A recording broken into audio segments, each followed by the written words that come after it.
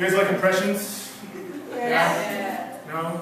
Yes. All right, good. Good. Here's my impression of a pretentious owl. A pretentious barn owl, to be exact. Hoom, hoom, hoom, hoom. It's a fairly accurate barn owl. I don't know if you guys are aware of that.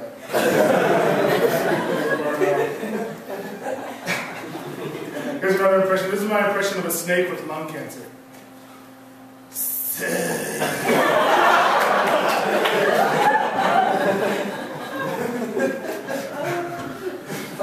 And this is my last impression. This is my impression of Toucan Danny, the evil toucan. Yeah, Toucan Sam. I knew that guy.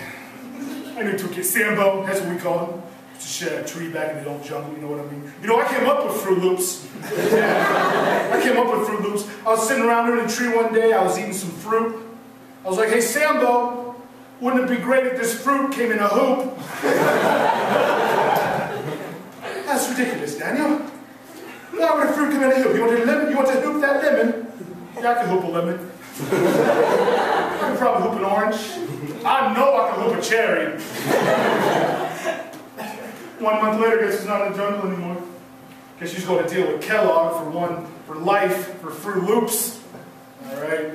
Fruit Loops still about a name. That was horrible. The greatest lie in the history of bathroom advancement technology is the front gap toilets.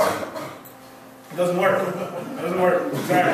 Guys know. Girls, you might not know, but guys know. Its only purpose is to fill us with false hope and bravado before we pee all over the seat.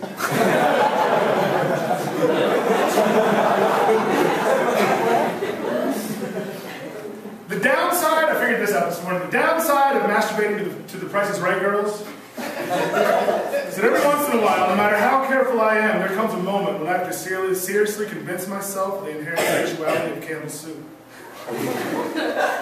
Maybe a nice dinette set. Any movie buffs here? Spoiler alert, anyone? I was watching Bridge on the River Kwai the other day, and I realized between that and Star Wars, I've seen Alec Guinness die more than anything else in the world. You guys think at any time in history, someone that rode a horse complained about people that drove elephants driving up the cost of grain? They didn't want to switch to a camel and give up all that horsepower. See what I did there? Top. I wanted to deal with disappointment. The other day I spent 6 hours trying to figure out something clever I could spell with my phone number. All I could come up with was Dapdagu 0. Doesn't mean anything at all. Not even in Klingon. Someone asked me an important question the other day. They said, Tim, if you could have any 4 people in history, living or dead, real or fictional, past or present, in your entourage, who would it be? Obviously, my first person, you have to have a midget in your entourage. And if you're going to have a midget, why not get some free Lucky Charms out of it? So the Lucky Charms guy, that guy would be my entourage. Next, I think I want to have Clark Kent. Now here's the thing, I don't want the rest of us in the entourage to know that Clark Kent is actually Superman. That way we get to be those people all the time, that everywhere we went, something cool was going down to Superman, and we turn and be like, Clark, did you see? He'd be like, no, I was hiding under a table. Clark!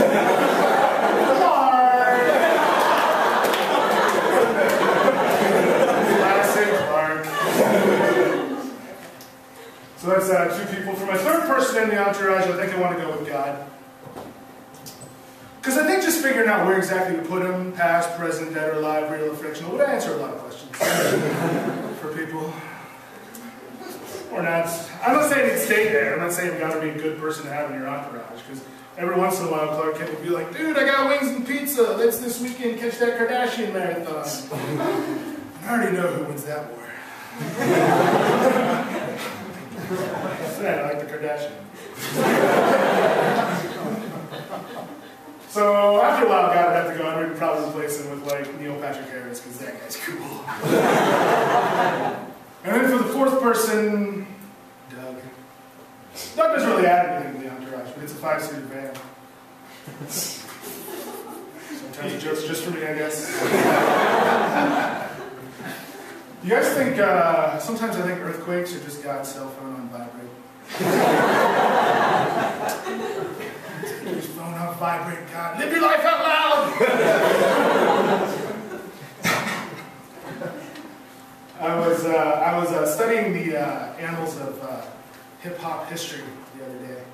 And in the book of Tone Loc, chapter Funky Cool Medina, in the, I think it was the 3rd verse, there's a line where he tells a stirring story of how he meets a young lady and takes her back to his hotel room only to discover that she is indeed a man. And as his reasoning for passing, he says, "Oh, this is the 80s and I'm down with the ladies." Which forces me to wonder, if it was a different decade, what exactly his likes and dislikes would change to fit the rhyme scheme. Like, this is the 70s and I'm down with the testes.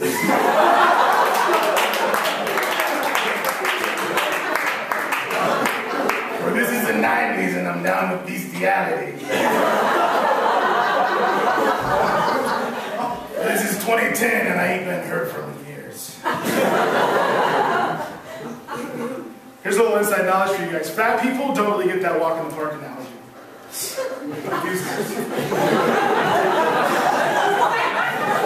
We're always like, skinny person, please, metaphorically or analogically speaking, describe for me the difficulty of this next tax we're about to take. Oh, it's a walk in the park. So I should wear some extra deodorant then. That piece of cake one though, we get that.